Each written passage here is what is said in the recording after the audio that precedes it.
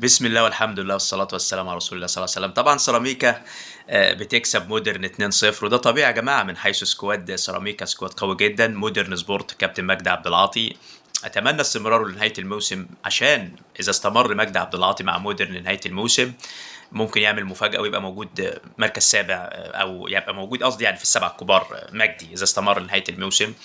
كمان الزمالك بيتعادل مع الجونة، تعادل بطعم الخسارة للزمالك، تعادل بطعم الفوز للجونة أكيد.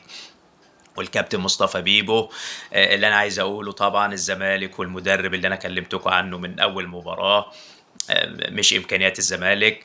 بيعمل كل حاجة غلط، تدخلاته غلط، ربنا يسترها على جماهير الزمالك من المدرب ده، لأن استمراره كارثة. وأنا كنت قلت الكلام ده كتير، وأهو الناس بدأت تشوف مع الوقت إنه بيضيع اللاعبين اللي هي نجحت في المواسم السابقة زي حسام عبد المجيد. الناس بدأت تقول حسام مش عارف إيه، ده حسام حسن كلامه صح. ناس طيبين طبعًا لأن شايفين هو حسام معذور، ما هو بيلعب جنبه لسه ولد بيتعلم، لسه جاي على الفرقة جديد. وكمان لعيبة كتير بتخش كتير أوي جداد على الفرقة، وده بيعمل دروب جامد، تجارب والكلام ده كله. أنا كنت شرحت الكلام ده كتير. الزمالك هيخش في المشاكل ديّة اللي هي التجارب والكلام ده كله، هيأثّر على اللعيبة اللي نجحت قبل كده زي ناصر منسي اللي هو ظلمه. بينزل الولد الجديد حتى رغم إنه نجح، ولد جناح سريع بيظلمه وبيقعّده. بيعمل حاجات ما لهاش علاقة بكرة القدم وما لهاش علاقة بإدارة الفرق الكبيرة.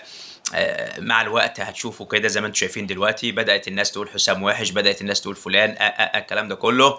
عشان السماسرة طبعًا اللي بتتحكم في النادي بتلمّع اللعيبة الجديدة عشان اللعيبة القديمة تمشي، واشتري تاني في يناير 10 وفي الصيف اشتري 10 وهلُم جرّا. الوقت اللي الزمالك للأسف تحوّل له مع السمسار مرتضى، ولسه مكمّل في السيناريو ده، يعني شراء لاعبين وبيع لاعبين والكلام ده كله، بيدفع تمنه جمهور نادي الزمالك الجميل يعني. اللي أنا عايز أقوله ربنا يسترها على الزمالك.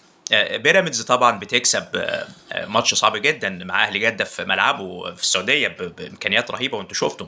وده اللي أنا كنت دايمًا أقوله إن بيراميدز من ساعة ما يوريتشيتش جه أنا كنت قُلت للدنيا كلها مدرب كويس بيشتغل صح. وأنا شايف ده من أول ما جه، وقُلت كتير الكلام ده. اللي أنا عايز أقوله إن يوروتشيتش أنا بازعل منه كتير لإنه ساعات بيلعب في الفرقة، وهو عارف هو عشان موهوب أنا بازعل منه، لإنه هو عارف إن قطة لعيب كويس جدًا، عارف إن مصطفى فتحي ما يلعبش، عارف إن عبد الرحمن مجدي ممكن ياخد بعض الوقت. في لعيبة مش إمكانيات الأندية اللي بتنافس على البطولات، هو ساعات بيدّيها. ف وده دفع تمنه السنة اللي فاتت لمّا خسر الدوري العام زي ما أنا كنت قُلت قبل كده.